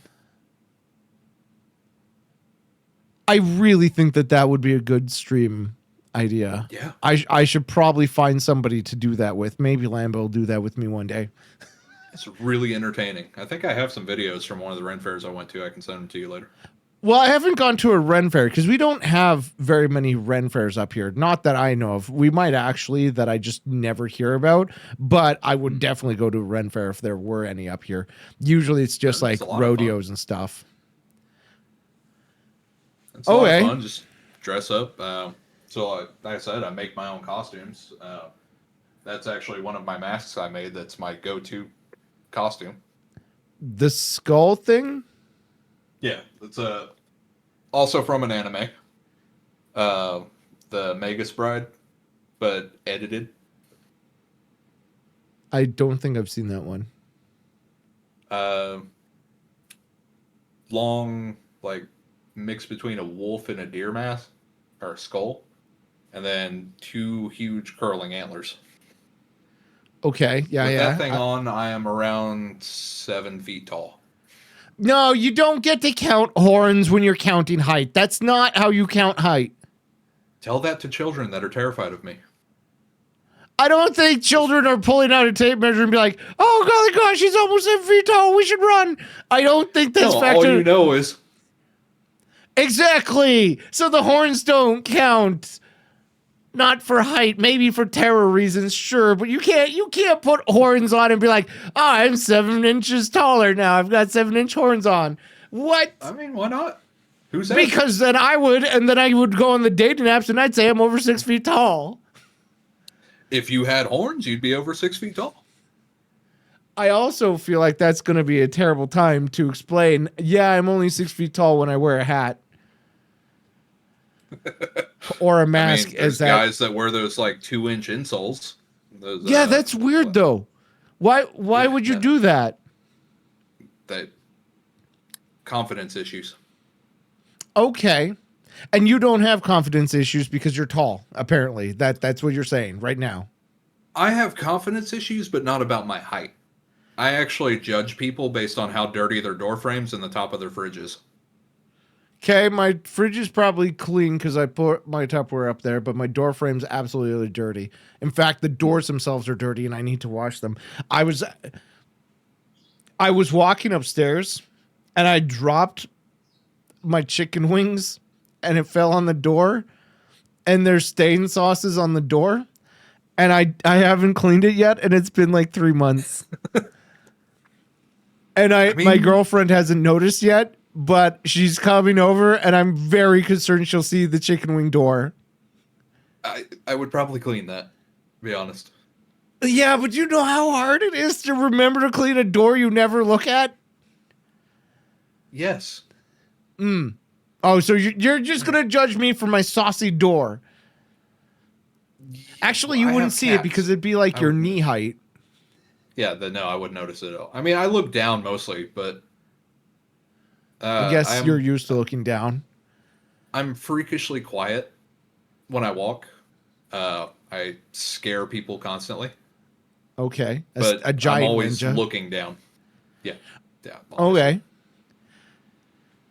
Um, Interesting. But like, there's rooms in here, like that closet over there. I haven't been in probably the better part of a year. To be fair, you're just pointing at that "You're my favorite weirdo" poster thing. Oh yeah, it's covered. That's the your door. closet. Yeah. I assume there's no door on your closet. Then it's just that tapestry. There is, but I also use this as my guest room, so I have a bed shoved in the closet.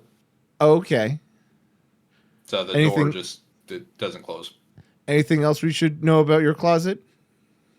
I have my Christmas tree in there. It's wonderful. It's like that tall. You never strike me as a guy who likes Christmas. Do you like holidays? I don't, but I have a girlfriend. Yeah, okay. I'm starting to feel that one. I'm starting to feel that one a lot, where she really likes holidays, and I don't. And I find that very awkward because I've never understood why people celebrate holidays unless the government gives you a day off for it. Exactly. I haven't celebrated my birthday probably 10 years. All of a sudden, I'm planning for my birthday. Bro, I don't celebrate my birthday either. And now she's like, we're going to make your birthday the best. I'm going to throw you the biggest party. I'm like, don't celebrate my birthday. I don't want to. I have plans that day anyways. It's my streamiversary. I'm not going to be doing something for the birthday. Yeah, hang out with your friends instead. Apparently she wants me to care about my birthday. Why do the ladies care about us guys celebrating a day where it doesn't even matter? I feel awkward about receiving gifts. That's why I don't celebrate. It's not even just receiving gifts. I don't want to be the center of attention for that day. I don't want to be like, oh, I didn't do anything about me being birthed, so why are we congratulating me on this? I didn't ask for it. Right? And then I have to constantly threaten waiters. My mother is a big birthday celebrator. So she'll find a way to get me out to dinner that night. And half the time I'll forget it's my birthday. And so we'll go out and she'll remind me it's my birthday. And every time the waiter comes up, I have to threaten to kill them if they start singing to me. I don't have to worry about that because I don't go out for my birthday. My birthday's on a Canadian holiday. And so because it's a holiday, nobody goes out at all. Everybody's with their family. So I've never celebrated my birthday because I've always been with family or alone. And that's why I started streaming, is because I was alone on my birthday. I was like, you know what? I'm just going to put on a video game, play some games, start a stream, see if people want to watch. And then I got pigeonholed, and here I am several years later. Yeah. Talking to people on the internet. But yeah, no, I don't like my birthday. Knows about the snock and shower farts. Only some people. We keep that on the down low. But yeah, no, I don't celebrate holidays either. I find Valentine's to be very atrocious for not only forcing people. Not only is it a corporate holiday, but it's forcing people to celebrate on a day instead of during the rest of the year. Why do I have to focus on one specific day when I could be focusing on just doing it every day? I didn't like in school when we have to give cards to people because I don't like the idea of lying to someone that I like them or not. Generally, I don't like you. I'll tolerate you.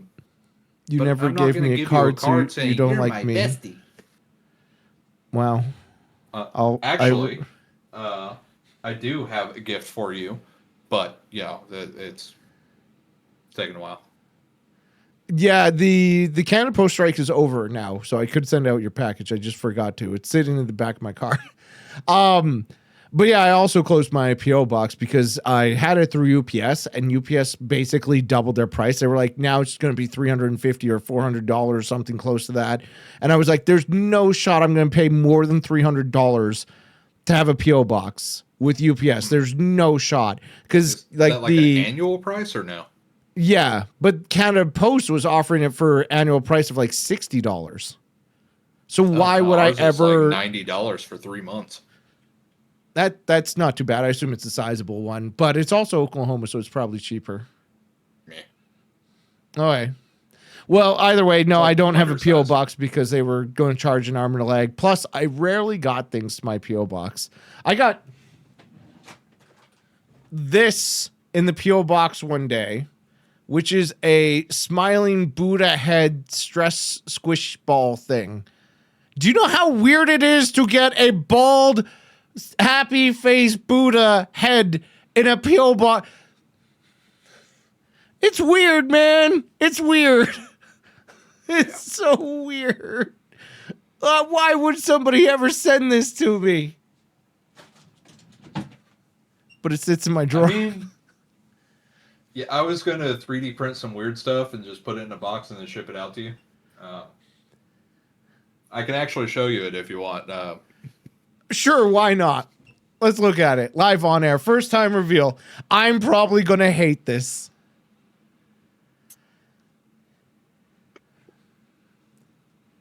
Free uncommon loot, not wrong. Is that a fist with a finger?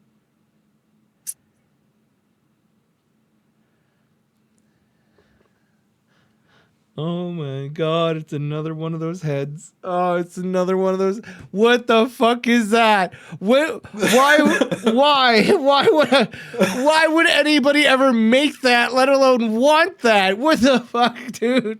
Who does this? I'm assuming you got it from another pattern on the internet that somebody else made. Why did somebody make this? I don't know, but when I made it, I thought of you, and I was like, I'm going to send this to Zam one day. Because you, okay, all right, there's so many ways you could have thought about me with this. Is it because you want to finger me? Is it because you want to fist me, then get a finger erection? Do you just want to tell me to fuck off? There's so many reasons. Respectfully fuck off. Oh, okay. From a place of love. How does that become respectful? Because you gotta flick it and like, what? I mean, it'd be unique. And so you thought of me for respectfully fucking off. Wow. I don't know if I should be, thankful, gratitudable. The words are not working. I can't. I'm the meanest to people I consider friends. Oh, how mean are you to Sushi then? Did you beat him up in the museum? No, his children were present. That would have been bonus points on the mean scale. Watching your dad get his ass kicked in a museum by a tall 7 foot tall man with horns on. No, hey, prime advertisement for therapy. Amazon Why do you need a therapist? Prime? I watched my dad get his ass beat by a 7 foot giant. He had horns.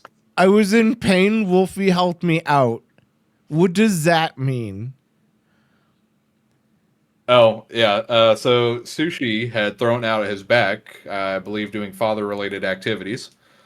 And the only way to get down to the lower level of the planetarium area was a long, winding staircase.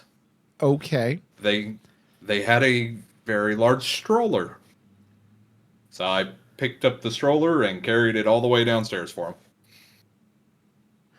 Oh, that was not going the way I thought that story was going to go.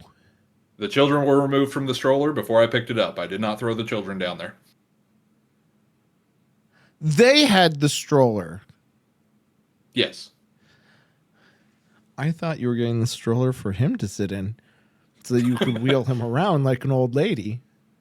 I mean, I totally would have. I also, before you brought up the stroller, thought you gave him a piggyback ride. Could have done that too. Sushi is a very tiny man. I don't think he would appreciate that as his descriptions. Have you met anybody else from the community? Because I feel like you have. Not in person. No, it's Sushi that's met everybody. Sushi meets everybody, and it's so weird. I feel like most people end up in New York or around there, and that's when, oh hey, I'm next door. I don't even know if he's in New Jersey or Florida all not. the time too. Yeah, but nobody from the community is from Florida. So I don't see him meeting people there. Vacation spot. Okay, that's fair. That's true. People could go there. What is your next vacation that you have planned? Is it the Puerto Rico? I'm thinking Puerto Rico sometime around May. And after that, I own some property up near the Canadian border in the middle of the woods. Probably going to go up there for winter. Oh, you own property. Okay. All right. Interesting. You have an apartment, but you own property. So, growing up, I didn't know my father. And my father's family found me kind of recently. Okay. There is a family estate, and basically they own like this huge section of land in the Upper Peninsula of Michigan. And they took my father off the deed and out of the will and put me on both. Because he disappeared? Just they don't like him. Okay. And, then they found out I existed, and so the deed has to remain within the 4 main children. Of your father or like your grandfather? Of my father's family. So my father has 3 brothers. Okay. Each of those 3 brothers has 1 child. So it passed down from great great grandparents, then down to my uncles and my father, and then now me and my cousins. And so what do you guys do with said property? Is it like just a hunting property, a cabin? It's so we call it the shack, but my uncles built it over the last 50 years or so. And middle of nature, there's a wood shop. I'm looking to build a forge out there, but I'm still trying to plan that out. And it's just a long trail in the middle of the woods. There's a river and waterfalls nearby. The Great Lakes are nearby. Beautiful snow country, lots of wild animals. Okay. Sounds amazing. I mean, that just sounds like my backyard. Not my legitimate backyard. But Canada is so wide and vast that it's literally I could go anywhere and it's the same sort of thing. So that's awesome. It's a little harder to do out here. Naturally, you Plus, guys get we have guns, so people would shoot you for going into their property. Yeah, you're not wrong. Most of our property that would be like that would be more like a Hutterite or Amish land. But either way, that's neat. That's cool.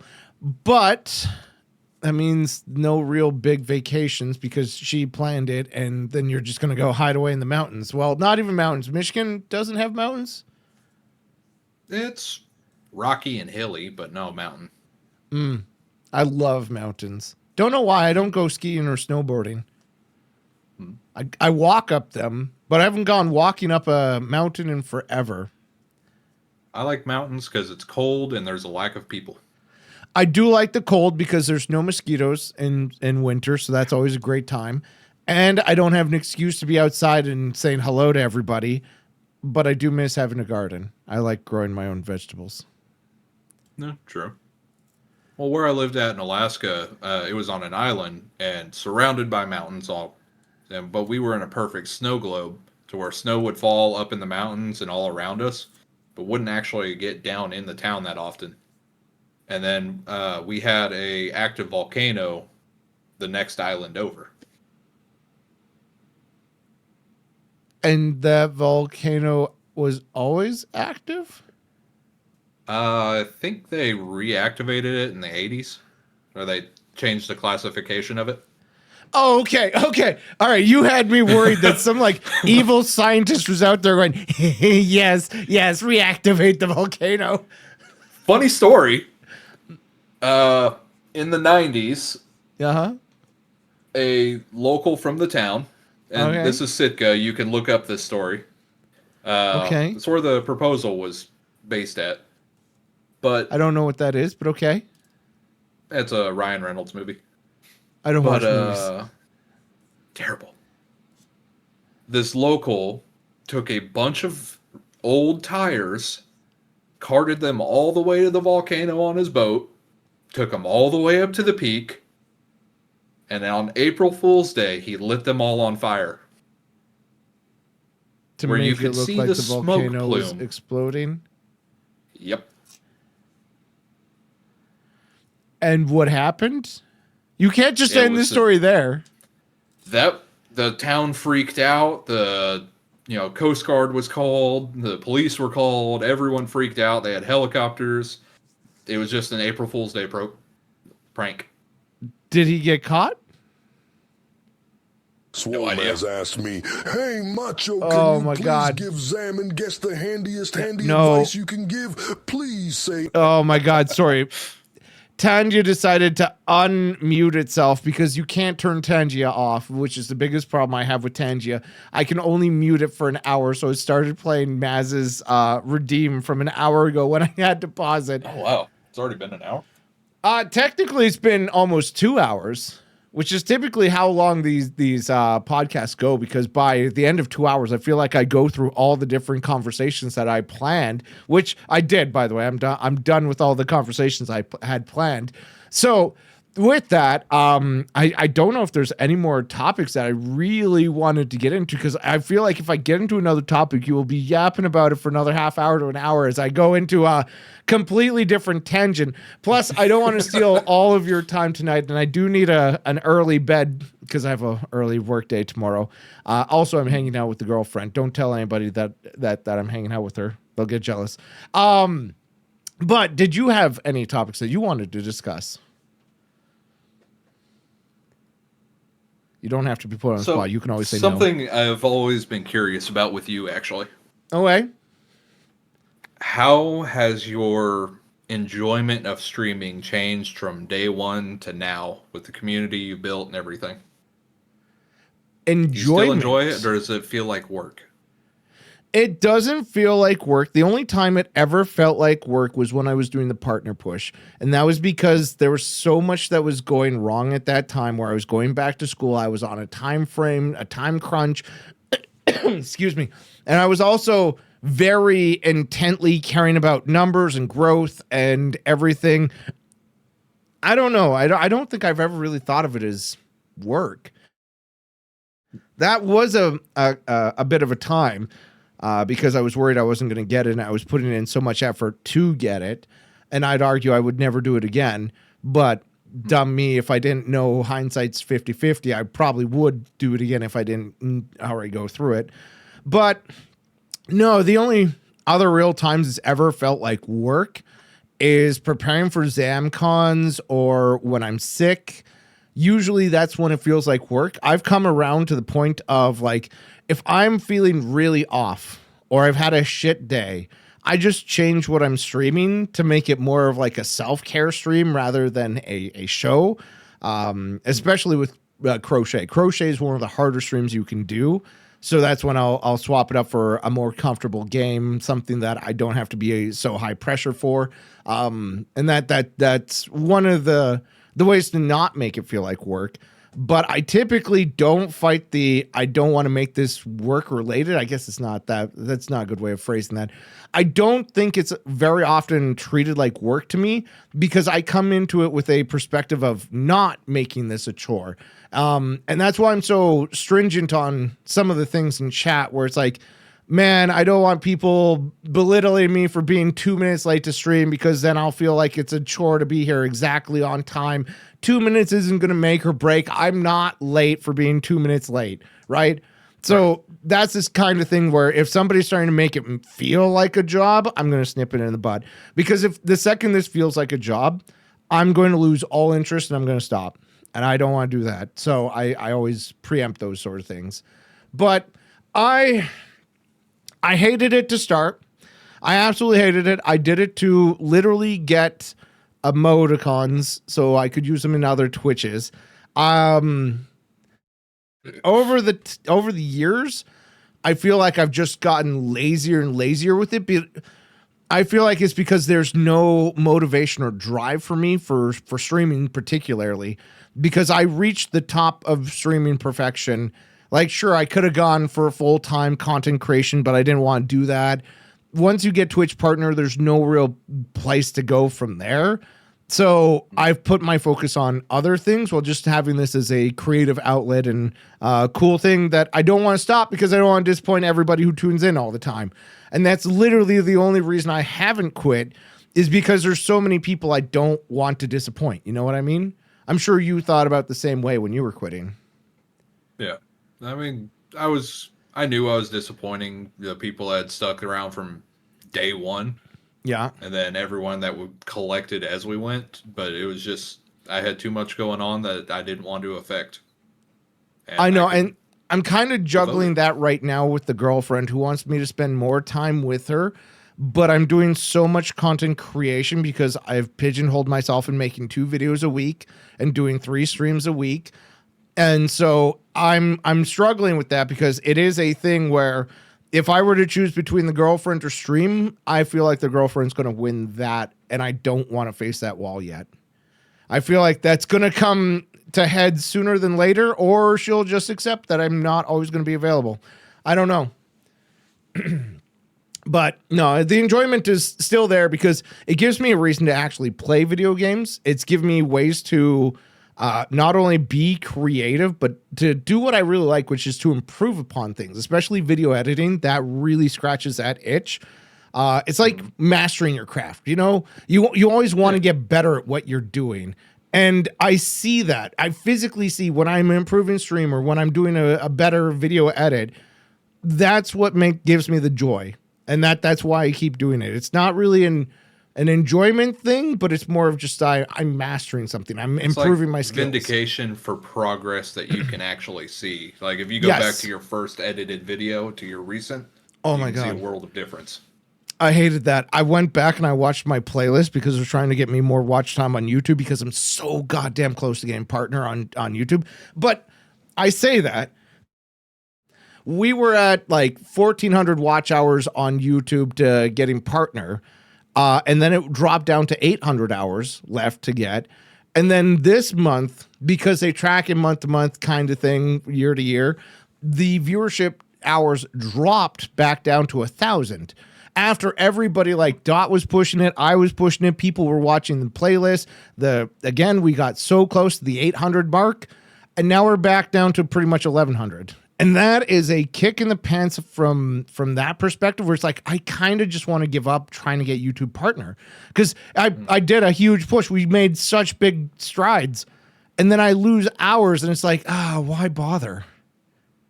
I don't know. I'm still going to edit videos to you to do it. I'm still going to edit videos and make them as that's what I like to do. But it's more of just I could easily change up the platform, the content that I'm making to make it more YouTube friendly and get partnered real quick and then go back to what I want. But I feel like not only is that cheating myself, I also feel like I hate that kind of game. And that's what I kind of hated about streaming is that you have to play a specific role. You have to do specific stuff to make it big. And I hate that. I absolutely hate that. I like making my own path. Yeah, that's fair. That's a lot better of an answer than I was expecting. What were you expecting me to make fun of you and go, "Ha, you're stupid"? No, you to go. I mean, obviously, I enjoy it. I still do it. Well, there's some days I don't enjoy it as much. I'm not gonna lie. Usually, it's really dependent upon what's going on in the stream that day or what's going on in my life. But usually, it's Thursdays that make me hate streaming. Because if I ever look at my viewership on a Thursday, it's so terrible that I go, oh no, people don't like my content. That's why I stopped caring about Thursdays and started doing the podcast as well on Thursday, is because I'm not looking at my viewership. I'm just having a conversation with friends, with streamers, right? Yeah. With people from chat so that I'm not caring about doing a show. I'm caring about you and what your life is and all that and knowing more about you. And I did that to get away. You were learning more tonight than you ever have in the last few years. Well, I'm learning every Thursday, and that's been fantastic. I'm getting so many different perspectives from people, so many life experiences that I never would have gotten. Over the 5 years that we've been talking in chat, we've never talked this much, this hard And you've given me so much more information and awesome things to think about. Like, I never would have thought about being a medic overseas or getting exploded, but not exploded. Like, your life is such a goddamn mystery box that I could literally talk to you for hours, and I feel like I would still just be as confused as I am right now. Yeah. There's a lot more in my life than just that. That's just one chapter. That's not That was even just- one chapter. That's a bunch of pages that I read. You gave me a novel, and I read page 69 for 20. Big funny number. I Nice. 119, right? I was jumping all over this goddamn book all night, and I still don't understand it because I didn't get from start to scratch the Wolfie story. But I again feel like you've done so much with your life that I could easily have like 6-hour conversations with you, and I still wouldn't understand everything that makes Wolfie Wolfie. Yeah, how you put it is quite literally. We picked certain events from random years spread throughout all that. Right, but it gives you a better, more like holistic version of a wolf. You get like the shape of it. I didn't get all the details naturally, and I feel like the 2 to 3 hours that I do this podcast isn't enough to really shade out those details, but it's enough to get like the cool stories, the tidbits, and then we can dig deeper in a future episode is what I've been thinking. Because naturally, this is kind of a introduction, a 101 to Wolfie, not a everybody look at Wolfie's life in detail and let's pick him apart at every point. But either way, I did enjoy the experience you've done. In fact, I feel like you had the most experience of my guess that when you retire, you're going to have so many amazing stories. You're going to be the hit at the old folks home. And that's really what I think life is all about. The stories. Because once you get retired, once you get to that old folks home, if you don't have a nice, exciting life with all these different stories and anecdotes, you're going to be bored to tears. You're gonna hate your life when you're old, and you're gonna be miserable. Do these cool things, have the fun, and you've had so much fun. Arguably, some of it's not fun, but that makes the whole journey of life better. Even the not fun had a touch of fun sprinkled throughout. Right, but it makes cool stories later, and that's what it is all about with life: is get those cool stories. I like that, and I'm not gonna lie, I like it because you've done a lot of that in your life. I like you, I should say, because you've done a lot of that in your life. What I always grew up believing, and I was raised as, the more you know, the more you're worth. The more you do, the more you'll have. That's fair. That's very apt words of wisdom, I want to call them. Yep. That's fair. How I try to. Why turn down opportunities when you can learn something new and carry that to the next big thing? I just look at it as, is this going to make a cool story? And that's usually, if it's a cool story, hell yeah, I'm down. If it's not a cool story, man, it's boring. Fuck this shit. And I have a lot of ADHD, at least 80 of them. And I like jumping around to different projects. I see. In fact, I've noticed as you turned, you even have a keyboard. And so you clearly do music as well. Yep.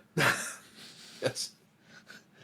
Oh my God. I can't. The well of Wolfie goes deeper. Listen, this entire desk that you can't see right here is my crafting bench. Mm-hmm. You don't see the tools, the grinders, the glue guns, the leather, none of it. No, I don't, but that's okay. Was there anything else that you wanted to talk about? No, I think that's really all the hot topics. Okay, well, as always, I'm sure I'll talk to you in chat, and you'll have ample opportunity to yell at me and talk to me more, ask me all sorts of questions. I really appreciate that you were coming on, especially as a non-streamer. I love that because I feel like I'm getting boring, asking all these things and all these questions to streamers. I feel like I don't get enough of good questions because I feel like they're recycled a lot. So I really appreciate as a non-streamer coming on and being bold enough to say, yes, I'll jump in. So thank you so much for being a part of the show. That said, I guess I'll go from here and I'll let you go. And thank you again for being a part. And I really appreciate the time, especially knowing how valuable your time is. Yeah. Is there any Happy words to. of wisdoms that you want to share with chat before you say goodbye?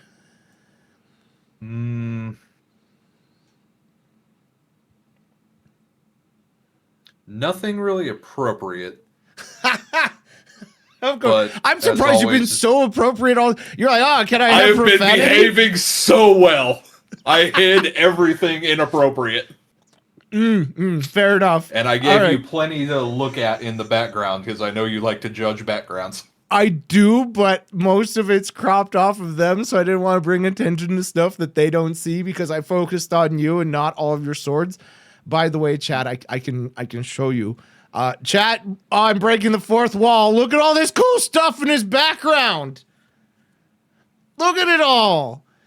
I don't have cool stuff. There's I have also a board bookshelf games. over there that you can't see because my monitor shows.